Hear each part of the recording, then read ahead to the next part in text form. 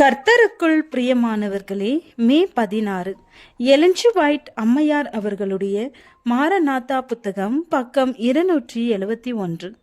இன்றைய தியானத்திற்காக தெரிந்து கொள்ளப்பட்ட தலைப்பானது சமாதானம் பற்றி கூக்குரலிடுபவர்கள். வசனம் ஏசாயா 56வது அதிகாரம் 12வது வசனம். வாருங்கள், திராட்சரசத்தை கொண்டு வருவேன், மதுவை குடிப்போம், நாளைய தினம் இன்றைய தினம் போலவும் இதற்கு அதிகமாகவும் இருக்கும் என்பார்கள். பொல்லாத ஊழியக்காரன் என் ஆண்டவன் வர நாள் செல்லும் என்று தனது இருதயத்தில் சொல்லிக் கொள்ளுகிறான். கிறிஸ்து வரமாட்டார் என்று அவன் சொல்லுகிறதில்லை. அவரது இரண்டாம் வருகை பற்றிய கருத்தை குறித்து பரிகாசம் செய்கிறதில்லை. ஆனால் அவனது இருதயத்திலும் அவனது வார்த்தைகள் செயல்கள் மூலமாகவும் ஆண்டவரின் வருகை தாமதமாயிருக்கிறது என்று உறுதியாக கூறுகிறான். ஆண்டவர் சீக்கிரம் வரப்போகிறார் என்ற உறுதியான எண்ணத்தை மற்றவர்களது உள்ளங்களிலிருந்து அகற்றி போடுகிறான். அவனது செல்வாக்கு துணிகரமான அக்கறையற்ற தாமதத்திற்கு மனிதரை வழிநடத்துகிறது. அவர்கள் தங்களது உலக பற்றிலும் மதிமயங்கிய நிலையிலும் நன்கு ஊன்றி இருக்கிறார்கள்.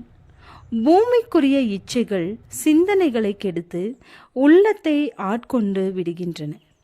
அந்த பொல்லாத ஊழியக்காரன் குடிகாரனோடு சேர்ந்து புசித்து குடித்து சிற்றின்பத்தை தேடி உலகத்தோடு இணைந்து கொள்கிறான். அவன் தனது சக ஊழியர்களை அடித்து தங்களது எஜமானர்களுக்கு உண்மையாயிருப்பவர்களை குற்றம் சாட்டி கண்டனம் செய்கிறான். கிறிஸ்துவின் வருகை பொய்யான போதகர்களை திடீரென்று அதிர்ச்சியில் மூழ்கடிக்கும். அவர்கள் சமாதானம் சௌக்கியம் என்று சொல்லிக் கொண்டிருக்கிறார்கள்.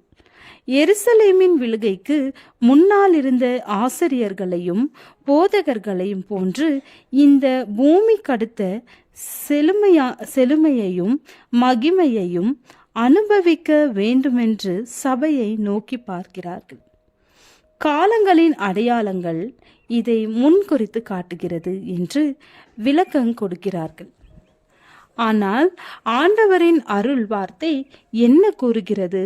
அழிவு சடிதியாய் அவர்கள் மேல் வரும். ஆண்டவரின் வருகையை மனிதர் எட்ட தள்ளி போட்டு கொண்டிருக்கிறார்கள்.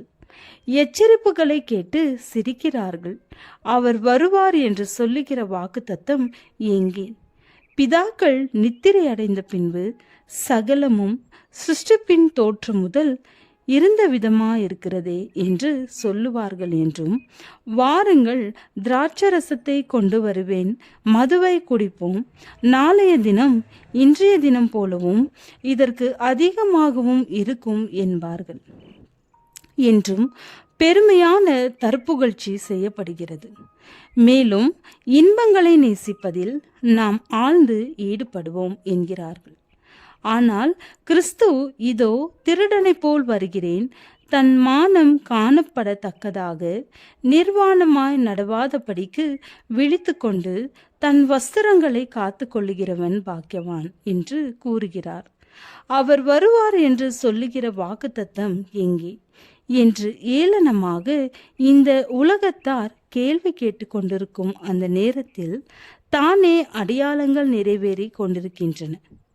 சமாதானம் சௌக்கியம் என்று அவர்கள் உரத்து சத்தமிடும் பொழுது கொள்கைக்கு எந்த மதிப்பும் கொடுக்கப்படாமல் பலதரப்பட்ட வழிகளில் பணம் சம்பாதிக்கும் தொழில் தொடர்ந்து நடைபெறும் பொழுது வேதாகமத்தை தவிர அனைத்து அறிவையும் பெற்றுக்கொள்ள வேண்டும் என்று கற்றுக்கொள்பவர் ஆவலோடு நாடி தேடும் பொழுது கிறிஸ்து ஒரு திருடனை போல வருகிறார்.